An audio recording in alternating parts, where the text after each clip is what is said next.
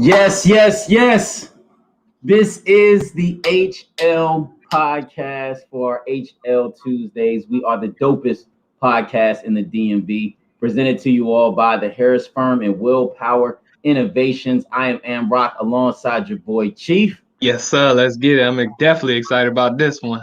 Definitely excited. Now, tonight, people, this is our HL interviews where we sit down and converse with up and coming and established Black entrepreneurs, activists, artists, politicians to learn more about them, their businesses, or what they're doing with their professions, and ultimately their plans to help the Black community. Now, people, please remember that all of our previous interview episodes are now available on all major podcast platforms and on our YouTube channel at the HL Podcast. Right now, we are broadcasting live on the Roku platform and Apple TV on the Politicking app right now. Again, on Roku and Apple TV live. Shout out to the StreamYard platform where we are live. Also on Facebook, Twitch, and YouTube on our own YouTube channel as well at the HL Podcast.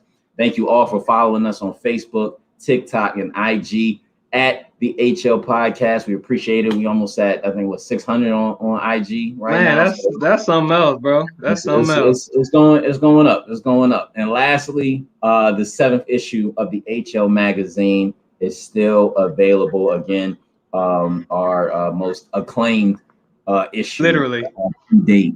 So it's just been an amazing journey. Right now, it's still on the HL magazine IG page.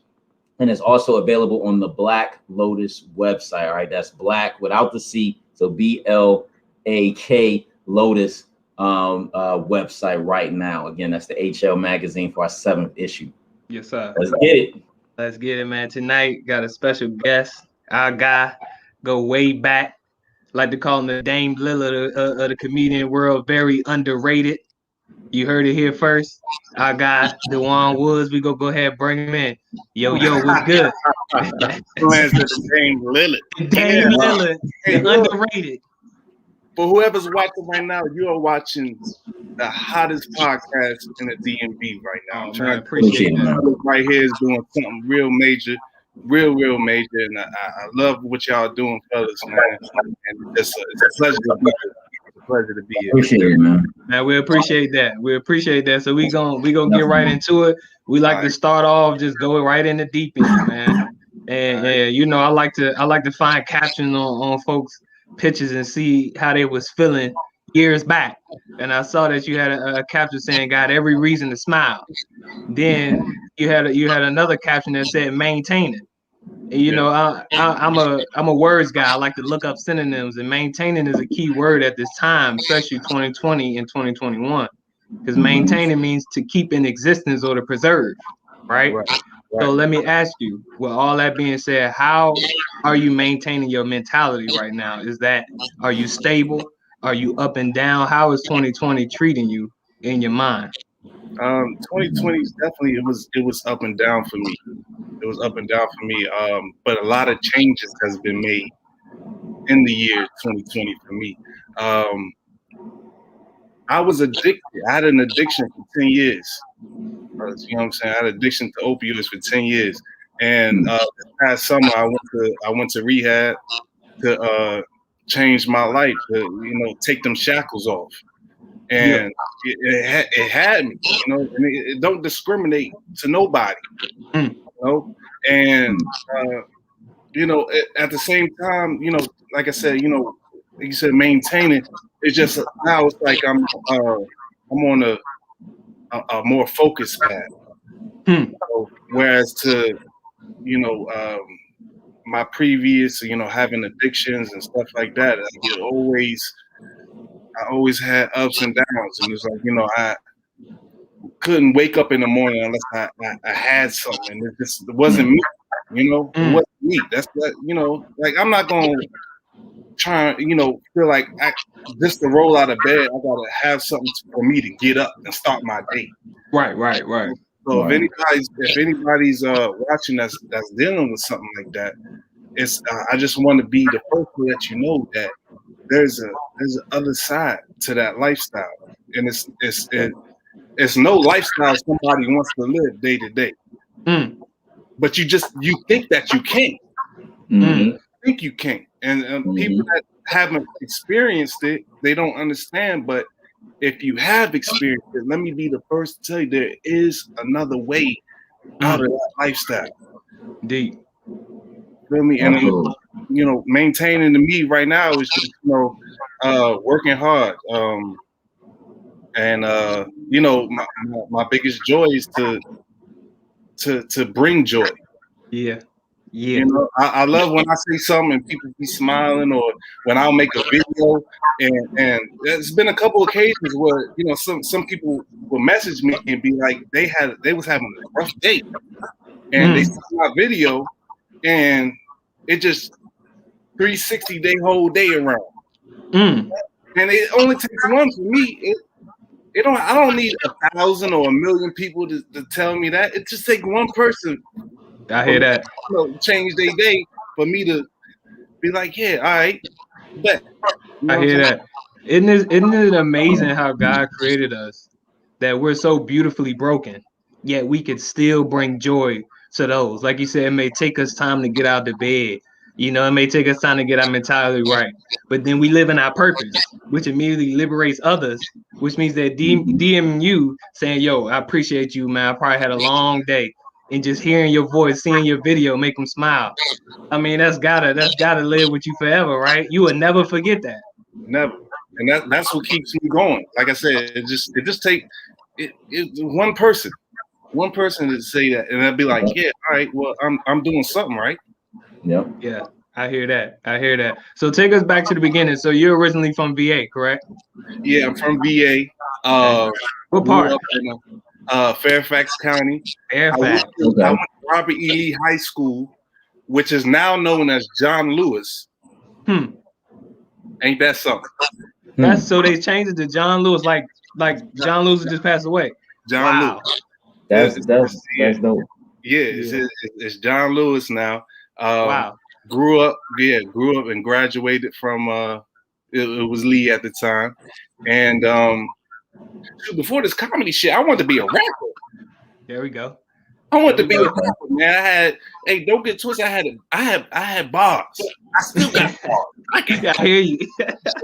You know what I'm saying? But yeah, like what happened was it kind of got fucked up one day because I was dating this chick, right? So I just finished my mixtape, and I knew I just finished. So I'm like, I took the girl to King's Dominion, so that way she can listen to the whole mixtape on the whole ride. You know what I'm saying? And I'll be right there driving. She listens to the whole mixtape, right? So we get there, and by the time we get there, the mixtape is over with, and I'm like, baby, how you like that mixtape? And she's like, oh, it's good. I feel like you could really do something with that. And I'm just like, for real? And she's like, yeah. So we go to King's Dominion. I start spoiling her. You know what I'm saying? Right. You done just stroke my ego. Like, yo, do whatever you want. But on the way back, right? I'm like, let's listen again. She like, hold up. I'm like, what's up? She's like, oh, you don't want to just play the radio? I said, no, listen to my mixtape. You said you liked it, right? You're like, no, it's not that I don't like it. It's just, and I was just like, oh, I know the producing is a little off each track and stuff like that. I did it myself, and then she was like, no, it's not that. It's just, and I was just like, yeah, I need more features. You know what I'm saying? It's just me throughout the whole tape. You know what I'm saying? I know I need more features. And she's like, no, it's not that. It's just you look like an R&B singer. I was like, what? Interesting. What? R&B singer? What does that mean? That's a great question. I was like, what is that? She's like, just your look. Right, like you should sing. I can't sing worth shit. But it's all good. We got to the crib later that night. You know what I'm saying? I had her hitting. I'm like, yo, who's the artist singing now? Right. Hey, you wild, bro. You wow. Who's singing? Who hitting the high notes now? Hey, wow. Hey. So let me ask you. So you give us your first passion as a child. When did you realize you had that sense of humor? Now, some of us, you know, we wait for the cocoon stages over as butterflies to fly into who we are. When did you figure out that you had a sense of humor? And did you have to go in that incubation to grow it, or you knew you was born with it? Since I was young, you know, shit, yeah. Since the days I can remember, you know, since born, since I was born, you know, God, when He was making me, He was like, "Hold up, stop, hold up, we gotta make 2 of these." Right, you got a twin. Yeah, yes, I forgot about that. 2 of these. Okay. So me and my brother, we just always grew up joking and laughing, and that was just like our remedy for everything, man. Like, you know, we always wanted to especially make our cousins laugh, because you know, when we were younger, we lived with all our cousins, and we was under our grandmother's house, and it was just like that was just the thing to do. We would joan on each other, and we would just be like anything just had to be funny. And it's just it's from them, it's from the family that we realize, like, you know, that you're like bringing humor and making their days was just this, and making our own days, like even with me and my brother, like, you know, we just always, that was just always a thing. It was just to be funny. And my dad got a great sense of humor, you know, and he will always make us laugh. Yeah. So every time he would pick us up and we would spend the weekend with him, we just look forward to just having a great time, you know. So it was always there from the jump. I hear that. So give the folks that point that you knew you wanted to get into comedy, right? Like, what pushed you to take that leap? Some folks, it was 2020. They had no choice but to go into what's going on. Some folks, it was just there. They just knew all the life. So look, like, give them what was that mindset when you saw it and you was like, you know what, I got to go for it, because if I don't go for it now, I can't live with myself. You know, when was that point? It was actually I would say about a year and a half ago. Okay. It wasn't even that far back. It was about a year and a half ago. It really dawned on me, because I knew I always had, you know, a certain talent, but it was just like I was always trying to figure out which way to go. Yeah. And it was about a year and a half ago, when like things was really, really tough for me. And I was just I started to realize what was starting to make me happy, you know, was bringing other people joy. Of course, you always gotta, you know, focus on yourself and you know, love yourself and stuff like that. But a real joy of mine was to bring joy to other people. And if I could bring, it hit me. I was like, if I could bring joy to the world, like, what would that be? That's deep. You know, because of course, you know, I love, you know, Eddie Murphy, and you know, Eddie Griffin, and even some of the new cats like King Batch and you know, D. Ray Davis. He nice with it. But a real inspiration, it really hit me. It really hit me when my boy that I went to school with, his name is Joshua Smith. He's in a wheelchair, right? He's in a wheelchair. He passed away. But he's in a wheelchair doing comedy, and he's funny. He was so funny to me. I used to watch his videos and stuff like that, and he was so funny. His name is Jay Wills. Anybody looking, go look on his Instagram. His name is Jay Wills. He was really inspiration to me, to be like, stop being a little bitch. Like, this dude is in a wheelchair. And he was going on like to roast me and all that. Oh yeah? Yeah. People, you know, he would sit there and take shots. Wow. In a wheelchair, bro. You never see nothing like that again, ever.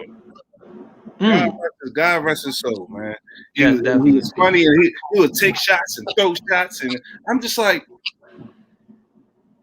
yo, he was a real inspiration to me, for real. And like I say, he passed away, but his I'm going to carry it. I'm going to carry his legacy. I hear that. Make sure he always remembered because he had the biggest heart. I hear that. Strongest heart. I hear that. So what would you say your comedian style, or like who influenced you? I know you said D. Ray Davis, Eddie Griffin, Eddie Murphy. That was about 3 or 4 of them. Is anybody else that you can add to that list that kind of accumulates who you are? My number 1 is Jim Carrey. Interesting. Jim Carrey is my number 1. I, of course, like I said, I love Eddie Murphy. Richard Pryor. Yeah, definitely. But Jim Carrey, me and my brother, we used to wear his tapes out. Wow. We used to get upset if we couldn't watch The Mask. And we seen it 100 times before. Right. That's a classic right there. Yeah, but Jim Carrey is like just from his jokes that he would tell to his facial expressions to the way he would move. Yeah. Everything. And then even when he would do movies, he would improv and they would just keep it in the movie. I'm like, yo, that's some gangster shit. Like you got you in character and you like, yo, I want to add this to the movie. Right. On your own terms. Like I'm like, yo, that's Jim Carrey. Shout out to Jim Carrey who said, Black people put him on. He did say that. And Live in Color. Shout out to Jim Carrey, man. He invited to the barbecue. Facts. A few times. Yeah. A few times. Sure. If I really, really hope one day I can meet that dude, man. For real. Because he was man, he just, like I said, he number 1 to me. Like everybody would be like, who's your favorite comedian? It'll be Jim Carrey for me. I hear that. So we've checked out a lot of your posts, your skits. Very funny. You crazy, bro, but you funny. You funny. What goes into making these jokes and trying to get someone laugh? I know you born with this, so it's almost not like trying. It's almost like building these jokes. What goes into it? What's the mindset behind it? Usually a lot of the skits that's been hitting me as of recently is things that I would think when I'm at work. Okay. Because I'm in the truck, I'm pretty much either listening to music or talking to customers here and there. But a lot of my thoughts manifest when I'm delivering my route. Yeah, I hear that. And so I'll when something hit me, I'll call my brother. I'll be like, Meech, I'm saying? I got something I want to do. Like, can you record me? And he'd be like, yeah. And then he'll give his critiques, and then the way he filmed me and stuff like that. It's like, he's been a great support to me when it comes to that, because he's the one who be filming me. You know what I mean? The latest joint I did, like, with the grandma and shit. Yeah, bro, you wild. I recorded it, and it's like I recorded it, I sent it out to a bunch of people, and then I really pretty much like just went and fell asleep because after work I just be tired. So I did that, recorded it, sent it to a bunch of people, and really literally just fell asleep, right? So the next morning I'm having all my niggas hit me back. They're like, yo, hey, look, man, that grandma joint was funny as shit, but hey, listen, man. Hey, look, I don't want to see you going up the stairs like that. Right. I'm like, I was thinking that too. I ain't even gonna lie, but it was still funny. I was like, oh, I don't want to see your ball sack. I was like, I didn't even know this thing was in there. I just recorded it, left it up there. Right. That was it. Hey, that is funny. You crazy, bro. You crazy. Oh, man. I don't want to see your ball sack, nigga. What the fuck type shit is you on, nigga? Bro, I'm just, I ain't even know. I did this shit one take and sent it out. Went to sleep. Yeah, that was it. That's funny. Yeah, that's dope, man. That's dope. So, do you feel like there in comedy, right? Do you feel like there's any topics that shouldn't be touched within the realm of comedy, right? Because back in the day, Yeah. right, they would touch on LGBTQ and all these different things, right, or other various topics, right? That today is a little, we're not gonna go there. Right. But again, I've heard from plethora of comedians listening to different interviews that at the end it's just comedy. It's just comedy. We're telling a joke. I'm here to tell a joke to try to get you to laugh. Right. So why would you think that what I'm saying would have any ill intent behind it, right? Mm-hmm. So, like I said, with that being said, do you think that there's anything off limits, or would you consider anything off limits in comedy? Fact of the matter is, right now, today, in this day and time, the world is much more sensitive than it was 30 years ago, 20 years ago. A lot of subjects that, and I'm gonna just go ahead and say it, a lot of, especially gay people, they take really highly offense to jokes that you make about them. And I'm going to say now, I got family, I got friends that that are gay, and I wouldn't it's all on how you present your joke. Yeah, I hear that. Like back in the day, they would use words to make them feel offended, and it's like now it's like you got to figure out a way to tell a joke but not use certain words, and it's just that's one of the that's one of the biggest ones to me, because it's like if you say anything, the littlest thing, they'll get offended. They try to cancel, and it's like like I said, I got family, I got friends, and I mean, it's I know what I like. They know what they don't. There's a boundary right there. You know what I'm saying? But it's like I that's a real sensitive subject, and even with race, it's starting to get really sensitive because of everything that's going on. Yep. In the past 10 years or something. It's like that's a sensitive subject for you to for me to, if I were to make a joke about a white person or an Asian person, and it's all on how you approach it now. You ever heard that saying, it's not what you say, it's how you say it. Yep. That's pretty much how it is nowadays.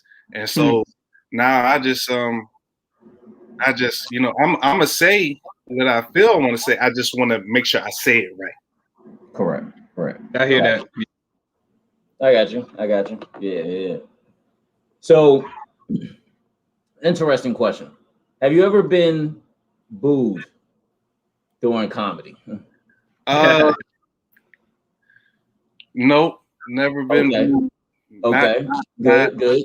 Not yet. As I'm working my plateau, right? I see that there's certain people that's like, oh, I might have some haters.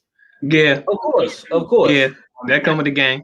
I asked because like for example, Eminem, right? He always gives the story of I was booed, battle rapping, and that just made me, like want to quit. But then it was just like, nah, I gotta go harder. And now he's considered, one of the greatest MCs ever, right? Everybody has a moment, where it's just like, even MJ missed shots, Right. So, but that's good that you have it. So, but do you ever worry about that? Do you ever worry about that fear of rejection or the audience not really responding? I know the day is coming. Okay. I know the day is coming. It hasn't happened yet. And I'll be totally honest with y'all. Like I said, I started trying to get into it about a year and a half ago. Corona hit. So a lot of places were shut down. You know, I couldn't go as hard as I wanted to last year. This year, you know, they're starting to open up some places and, you know, trying to figure out how to work things out. So of course I'm gonna get into it this coming up summer. Yep. But I know it's coming. I know it's coming. And I mean, you're gonna win some and lose some in my book. Mm-hmm. I know not everybody's gonna find me to be hilarious or, you know, every joke I tell is gonna be funny to them.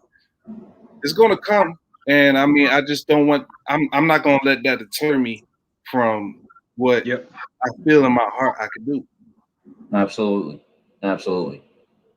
And the best thing you could do is know or be at least be prepared, right? And so it seemed like already mentally like you have it like, but that I also just gives you the okay, well, F it attitude of, you know what, I'm gonna just go out here and just do my damn thing anyway, you know. And as long as you keep doing your thing, people gonna love you regardless. Fact. So yeah.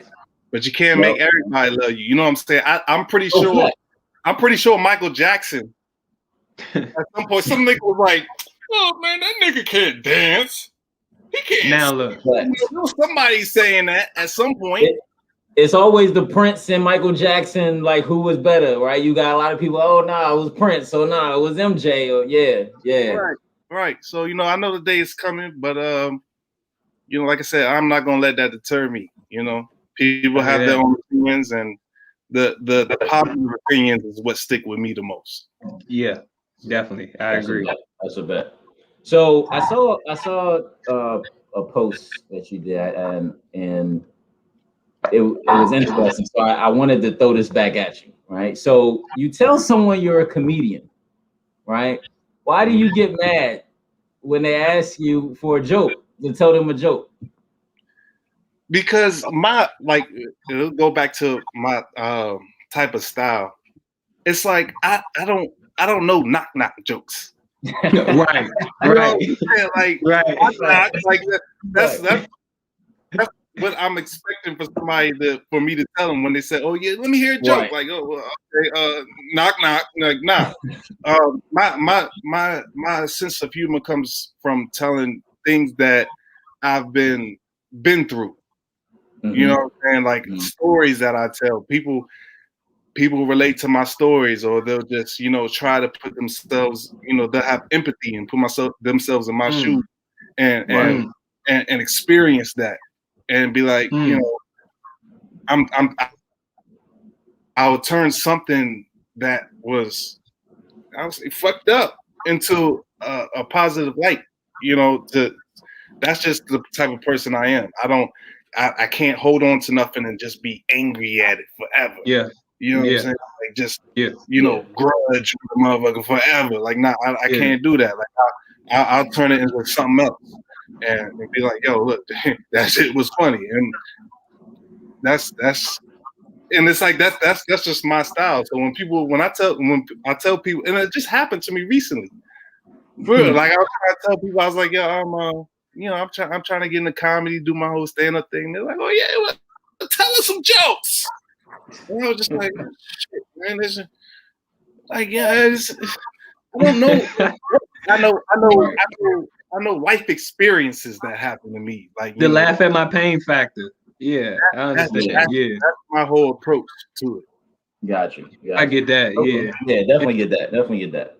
Yeah. So why is it important, right, for people to take themselves so seriously, right? Like Chief and I, you know, we talk about this all the time. Like we don't take ourselves too seriously. You know what I mean? Like things happen, you just gotta sometimes laugh that shit off, or just understand that, you know, it was just a little bump in the road. Like we've had plenty of situations, technical difficulties, or trying to upload this, or trying to figure out something, and it's just like, you know what, we just need, like, this shit is funny. Like we just have to just laugh about this. This should be in the future biopic or movie when we talking about ourselves, right? Like, but a lot of people, you know, in this world, especially in America, really, you know, everything is so serious all the time, right? And everything's got to be, you know, like serious, and And no, you can't say this or you can't say that, or you can't do this or you can't do that, or you should move like this or you should move like that. Why should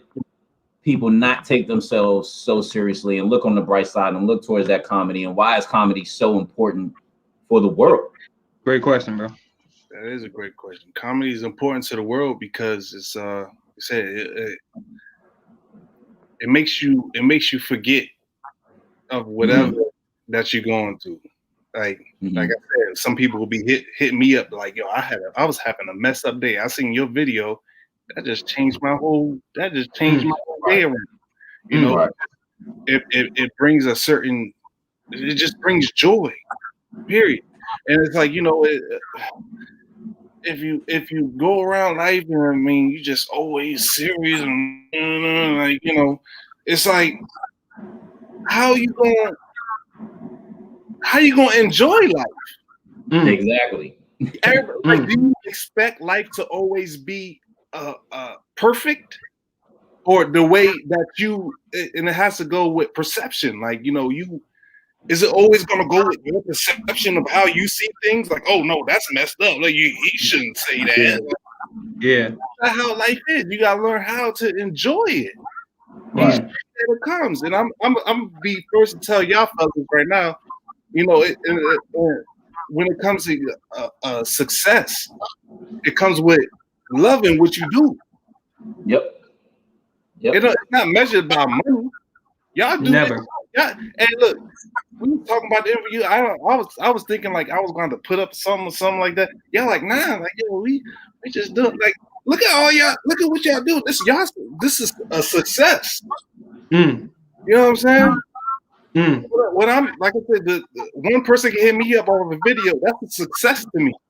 You know what I'm saying? So it's not measured by something materialistic. It's what you got right here in your heart and in your mind. Message. Woo, that's deep, bro. That's deep. All right, man. So we about to hit you with a couple scenarios. All right. Here we go. Right.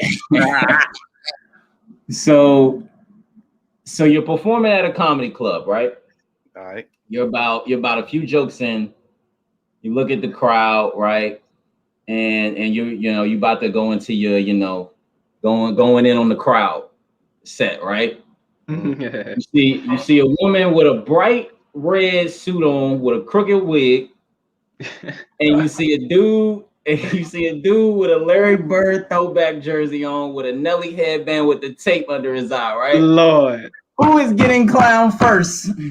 Lord. Who is getting it first? It gotta be right. It gotta be the dude with the jersey on. Yeah. Okay. It gotta be the dude with the jersey on. Like, where the fuck did you get that jersey from?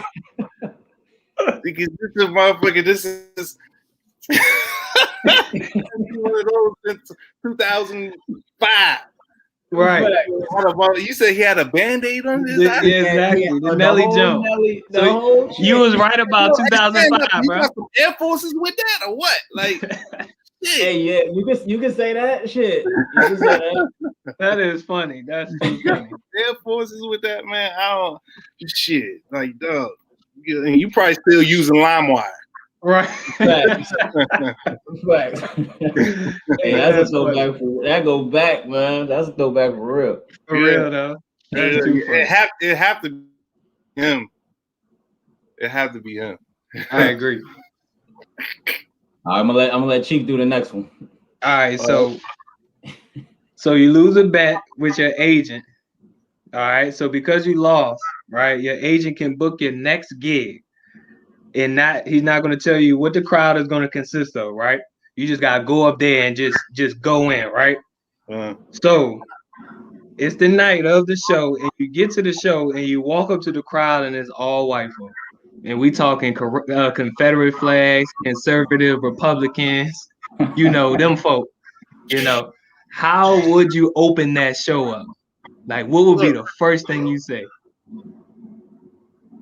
Right. Am I in the right place right now? Like, right. Hey, but again, you lost that bet. You lost the bet. Yep.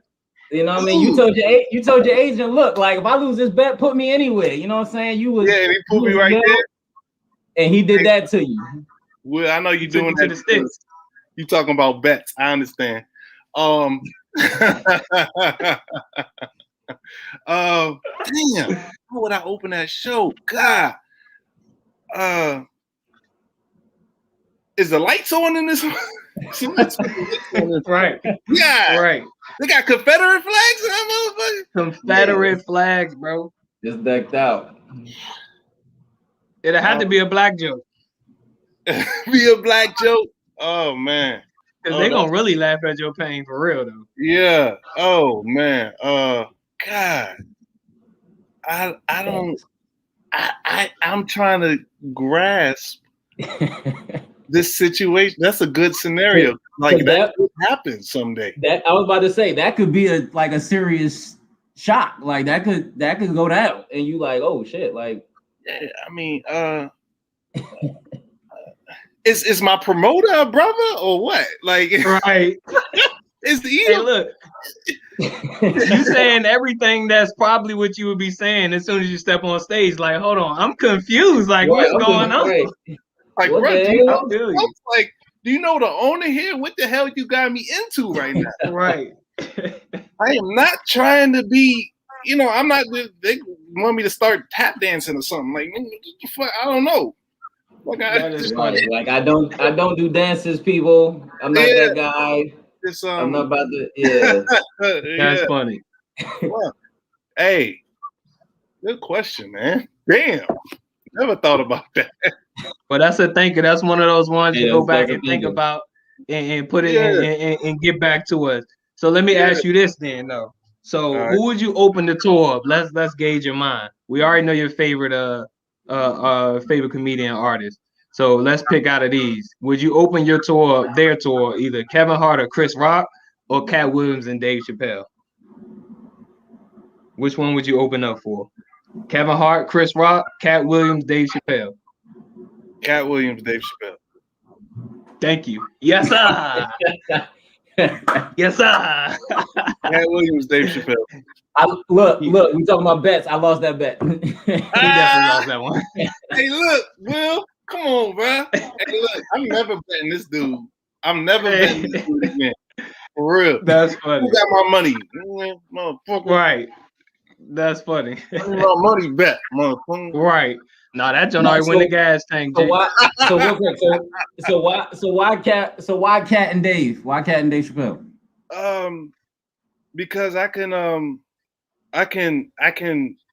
go with them more than I of course I love Kevin Hart and Chris Rock, but it's like I could just the things like their stand-ups that I've seen that they already done is just it's like something that I could definitely relate to, and I could I can open it up for them to just if I were to open it up for them to just kill it, I hear that. I hear that. So last question of this. Dave Chappelle. Yeah, I know, man. He is that dude, man. Yeah. I guess that would be epic. Like, had you open for Cat, Dave, Jim Carrey, like you said, like that would be. I know that would probably be your dream. That's the next step for you right there. Like that's the dream right there. Definitely. Like, that would be crazy. We definitely have to watch that one. Yeah. Right. We definitely got to catch that one. Don't try to Yeah, I hear that. All right, so last questions of this interview. What's next up for you? I know you said you want to get back on the stage in the summertime, so hopefully everything clear up so we all can really get back out. So other than that, what's next up for you in 2021, man?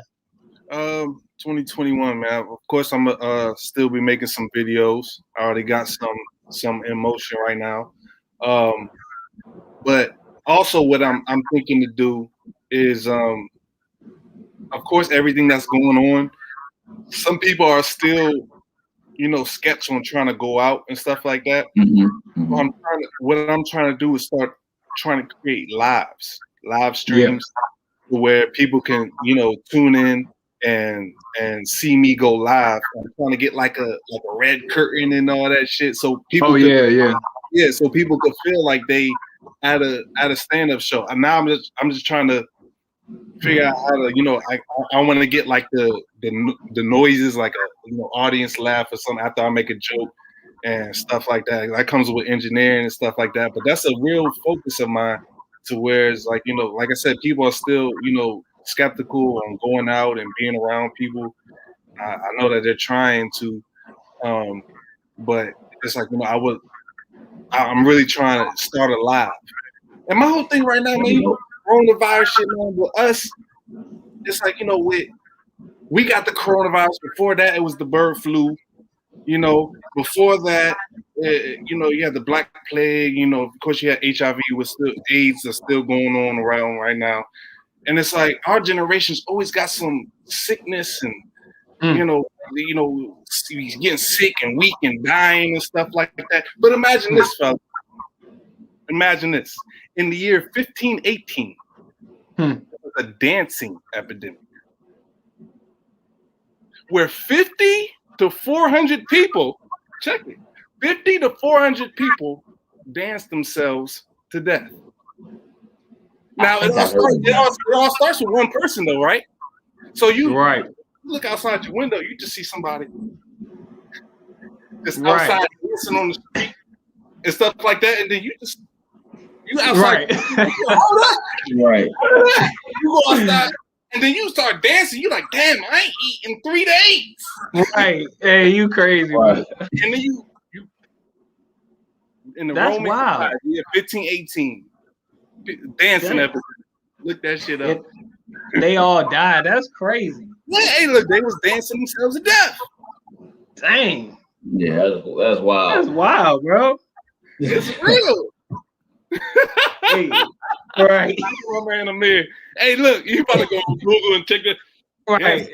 Hey, I wrote it down. I was gonna Google that John afterwards. That's funny. Yeah, 1518 in the Roman Empire, fellas. That's crazy.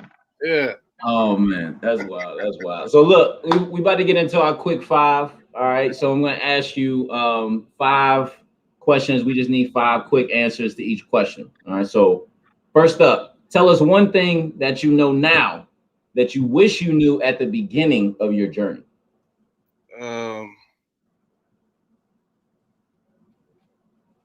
That I can put my mind to anything I want to do. Okay. Perfect. Yeah. Perfect. Which public figure, all right, that has passed on, would you have loved to have met, possibly talked about, you know, potential ideas, just pick their brain for their knowledge? You know, if it was a comedian, maybe did a show with, all those different things. Definitely Richard Pryor. Richard Pryor. Okay. Yep. I like that. What is a curse word that you use during your daily, everyday vocabulary? Damn. Damn is something I say all the goddamn time. Right. Right. Or shit. Shit. Yeah. That's me. Yep. So we kind of already know where you're going with this next one. I think we've heard 5 from you already. So give us the top 5 comedians all time, dead or alive. Dead or alive. All right. So I'm gonna say Jim Carrey, Mm-hmm. Eddie Murphy, Dave Chappelle, Richard Pryor, and I'll put Kevin Hart in there as number 5. Okay, that's a good list. Yeah. Definitely. Yeah, I can argue that, but yeah, that's a good list. Yeah. I ain't betting you, bro. Yeah, don't bet it. Don't bet it though. That's funny. How about I say Chief? Like where that boy Cat Williams at? Cat Williams, man. I like Cat, but it's just some things that how you gonna fight a kid, bro, and get your ass whipped? Hey, we talking on stage. We talking stage. Personal life, we talking about work life. I mean, you know, Cat, of course, is up there. He up there. I'll give him number 6. All right. Yeah. Okay. Top 10. That's all right. I hear that. Top 10. Hey, look, man, you with me? He looking out for you. And finally, man, what do you often pray for the most?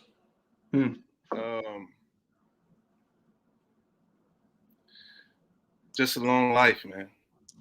Just longevity.